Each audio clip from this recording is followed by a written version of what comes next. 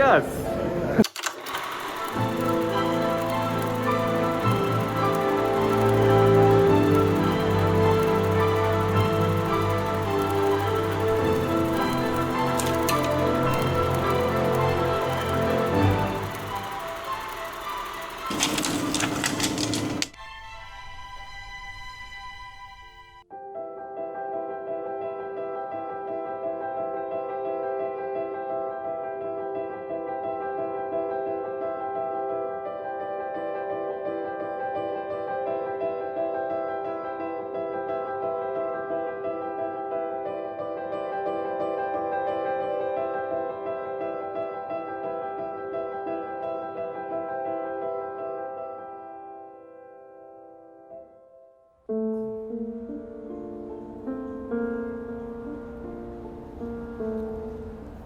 Philippe, Hola, ¿qué estás haciendo? trabajando. ¿Estás filmando? Filmando el monumento con ese edificio semifinalizado.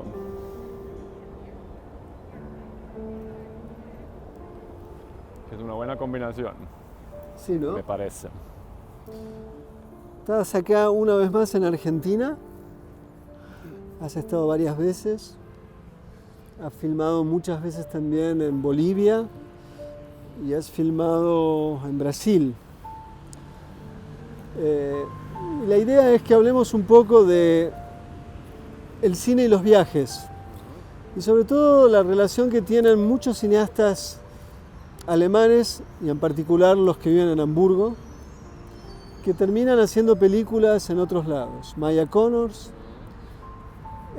Bernd Schoch, el gran Gerd Roger, Elena Whitman y vos. ¿Qué crees que les atrae filmar no en sus propios lugares, sino en otros espacios? Bueno, te puedo decir que a mí me atrae filmar en otros lugares.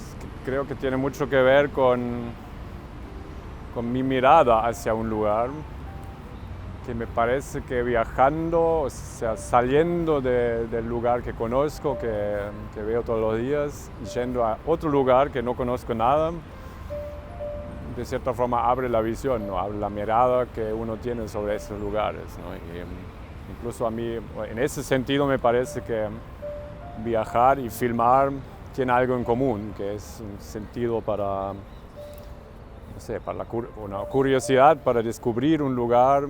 En mi caso, siento eso filmándolo, y al filmar descubrir un lugar y usar la cámara como una herramienta para descubrir cosas que antes no sabía nada. Y los otros me imagino que, sí, o sea, yo tuve el placer de viajar con Elena Whitman, por ejemplo, cuando hice la fotografía para una película mía. Viajamos a Bolivia.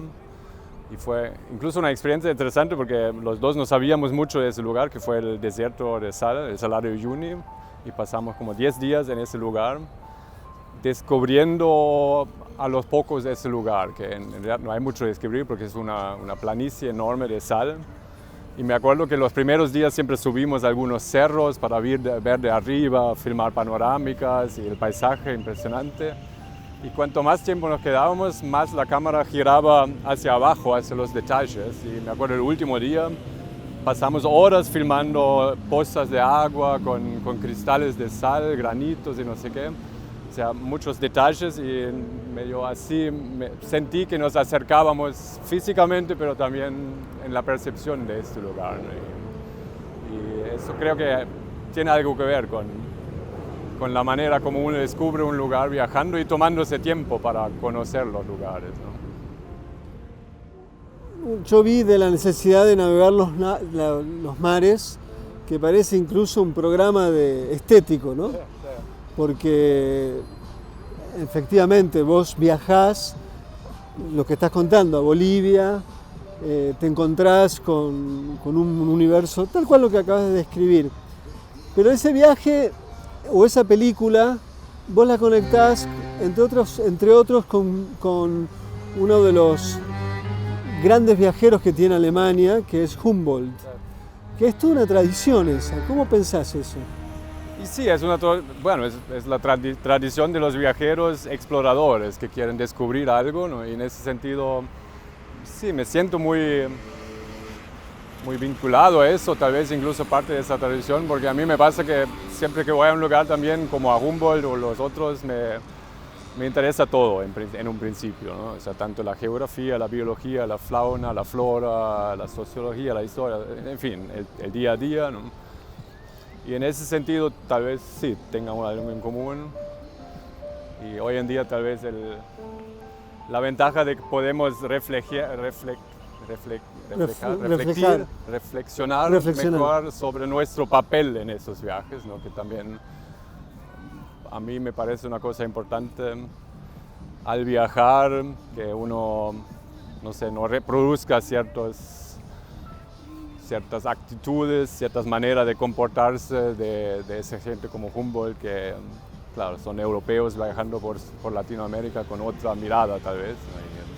Incluso me acuerdo de una charla que tuvimos ahora en el Doc Buenos Aires con Gerd Rocha, que mencionaste, que también siempre hace películas de viajar, y él hace algo que me fascina, que hace una película sobre un lugar y va varias veces, como 10, 20 veces viajando, conociendo el lugar, y recién a la 15ª vez o algo así saca la cámara y comienza a filmar. Y cuando charlábamos en el Doc Buenos Aires porque la última película que hizo Gerd es sobre un geógrafo en África, un cientista en el siglo XIX que de cierta forma anticipaba o preparaba o ayudaba al colonialismo europeo en África, ¿no? Entonces estábamos hablando que cómo hacer para no colonizar un país o una región con la cámara como cineasta, ¿no?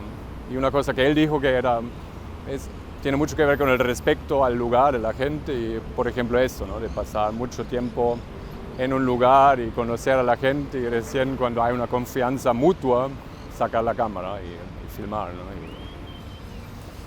Es algo que yo intento por lo menos hacerlo, no sé si logro hacerlo, pero me parece importante, ¿no? Tus películas en general terminan dependiendo bastante del espacio, del territorio, el desplazamiento en el mismo. Hay una película que es clave porque es tu primer largometraje, que es El tiempo pasa como un león rugiendo, cuyo tema es el tiempo. Ahí hay menos viajes, en todo caso son viajes en el tiempo, lo que aquí se propone.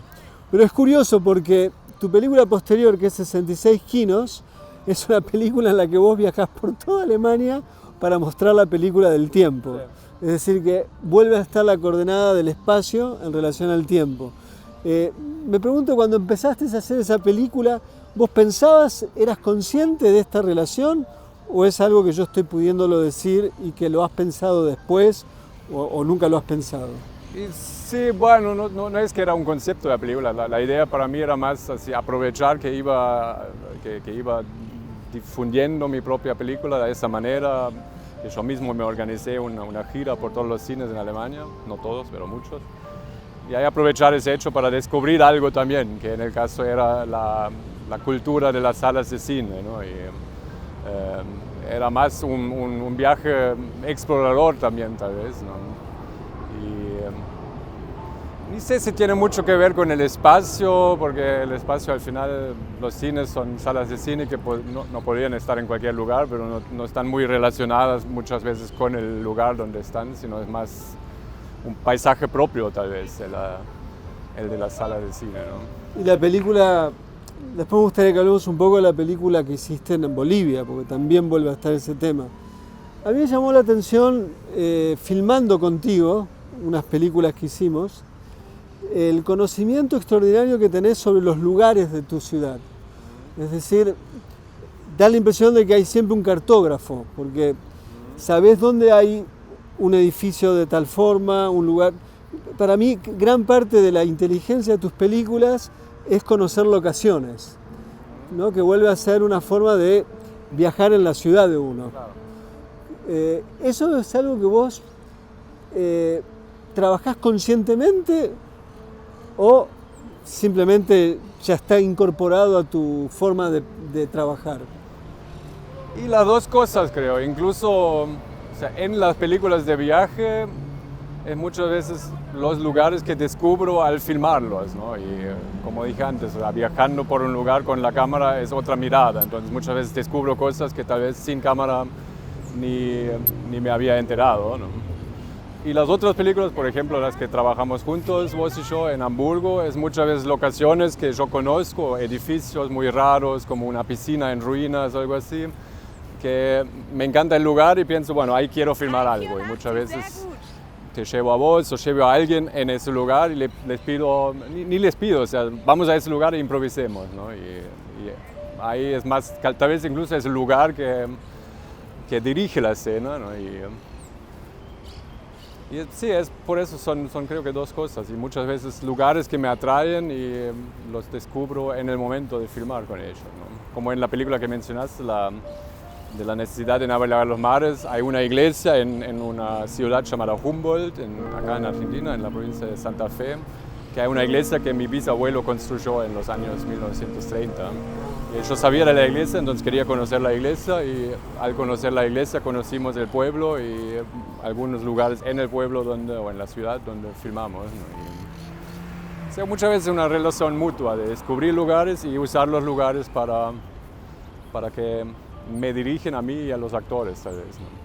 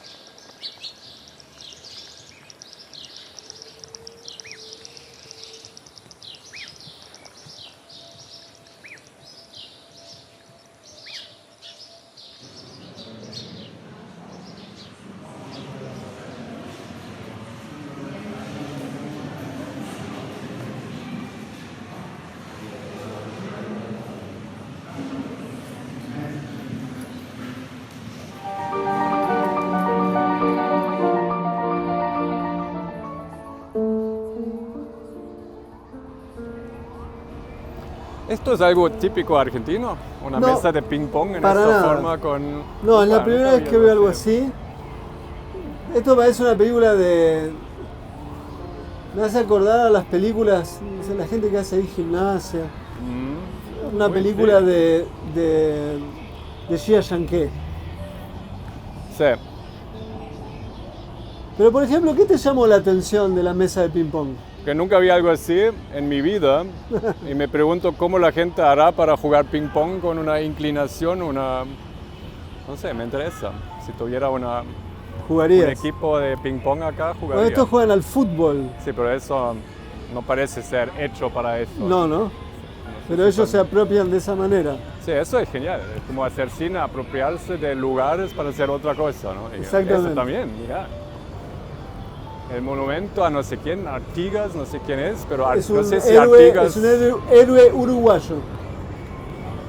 Vamos para allá. Mirando la gente haciendo deporte. Genial. Filip, vos hiciste una película previa a la que hiciste en Brasil, de los 84 días, que se llama Miramar. Bolivia. 84 Disculpame, días en al Bolivia revés. y Miramar es brasileño, en, sí. en Brasil. Sí.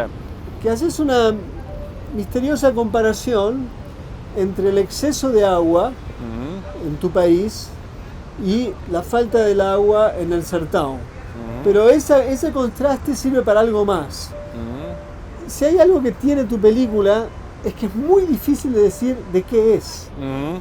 ¿De qué es tu película? Sí, es muy difícil decir de qué es. Pero en este caso, no sé, sí, la conexión con el agua incluso fue algo como casi, no diría de casualidad, pero una casualidad sí, porque hace años escribí una tesis de doctorado sobre política de aguas en Brasil y descubrí en ese entonces que hay muchas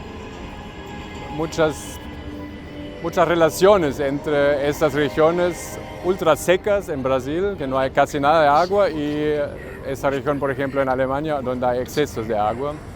Y descubrí que a pesar de esas diferencias enormes, hay maneras muy similares de cómo la gente organiza su vida con el agua y de cómo la gente es. Y sí, vive con esos problemas naturales, ¿no?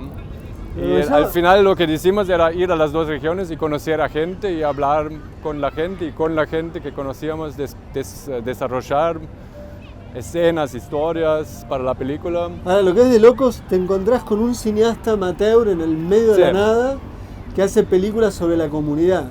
Claro, eso con la comunidad y sobre el agua sistema, también, ¿no? Sí, sí. Sí, eso fue un descubrimiento fantástico y obviamente teníamos que aprovecharnos de esto y colaborar con ese señor. Haces de actor en la película de él. Claro, nosotros actuamos en sus películas y con eso lo convencimos de colaborar con nuestra película dirigiendo un episodio para nuestra película. Y a mí me encanta colaborar con otra gente, como Virar-Mar la hice junto con Danilo Carvalho, que es un gran amigo brasileño. Y a mí me encanta hacer las cosas a dos porque siempre hay un diálogo automáticamente entre los dos y entre nosotros y Elena, que hizo la fotografía también, y otra gente que nos acompañaba, que es una forma muy rica también de aproximarse de lugares con dos perspectivas diferentes, ¿no? En el caso incluso un brasileño y un alemán haciendo películas sobre una región en Brasil y una en Alemania, que siempre cruzamos nuestras miradas para descubrir ese lugar o descubrir cosas inesperadas. Y al final, no sé, es más sobre la gente que encontramos, sobre maneras de hacer cine, no sé, es sobre un montón de cosas que es incluso difícil para mí describirlo porque creo que hay que ver la película y cada uno descubre otras cosas en esa película. La de Bolivia es más precisa en ese sentido. Sí. Son dos lugares también distintos. Bolivia y Alemania son dos países casi antitéticos. Lo que es inimaginable es encontrar que un grupo de música experimental con instrumentos folclóricos o precolombinos de Bolivia se encuentran con músicos de la más alta jerarquía de la música contemporánea y trabajan juntos y hacen música juntos. Lo cual es magnífico. Ahora, un instrumento musical. Pero junto con eso, además, está el tema de la pandemia, ¿no? Entonces, contame cómo empezó cómo esa película termina siendo quizás una de las películas más lindas de la pandemia, ¿no?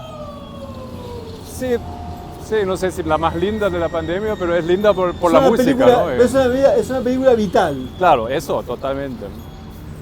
Sí, no sé, esa fue también casi una casualidad, porque yo filmé con esa orquesta experimental de instrumentos nativos en La Paz en diciembre del 19 y poco después ellos fueron para Alemania para tocar allá y de repente llegó la pandemia, cancelaron el concierto y Bolivia cerró sus fronteras y no podían volver, ¿no? Y entonces en algún momento, y al final se quedaron 3 meses en Alemania sin saber cuándo iban a volver, ¿no? Y en ese momento me llaman, me cuentan que están ahí en plena Pampa, en Alemania. Y bueno, yo ahí pensé, bueno, entonces voy con mi cámara, los filmo haciendo música, porque fue eso lo que hicieron y tuvieron que hacerlo para de alguna forma financiar su estadía, estando solos en la música, en la academia de música donde estaban, tocando y grabando cosas y eso, ¿no? Entonces los filmé y para mí, claro, era una experiencia muy vital también y muy linda en plena pandemia, con lockdown y todo, poder salir a filmar 25 jóvenes de Bolivia llenos de energía, ¿no? Y creo que de eso vive un poco la película, no un poco, sino vive mucho de la película porque nos concentramos en el montaje en la música y no hay otra, básicamente hay algunas charlas sobre la música como una forma de comunicación, pero básicamente es música, 95%. Pero hay algo extraordinario de esa película que también es... El cine se puede pensar en relación ya no a las imágenes y los sonidos, sino al espacio y a la estructura musical. Uh-huh. Eso es muy extraño.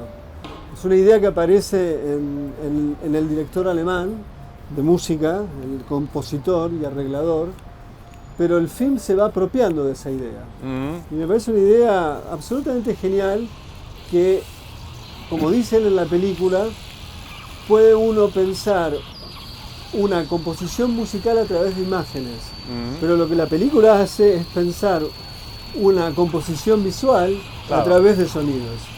Sí, incluso en la manera como la filmé, dejarme guiar con la cámara por la música en algunas reglas que me autoimpuse, tipo que son paneos muy lentos que yo siempre hacía en una dirección sin volver atrás. Pero claro, el montaje también, como siempre, creo que el montaje tiene mucho que ver con un sentido de música o de ritmo y esas cosas, ¿no? Entonces en ese caso muchas veces fue la música que determinó la duración de un plano, determinó el momento que muchas veces corto en plena música, un corte seco, muy brusco, y esto también fue determinado por la música, ¿no? Entonces, para mí fue una experiencia muy, muy rica de trabajar con este tema, con la música, hasta para descubrir yo cómo se puede filmar y montar la música en una película, ¿no?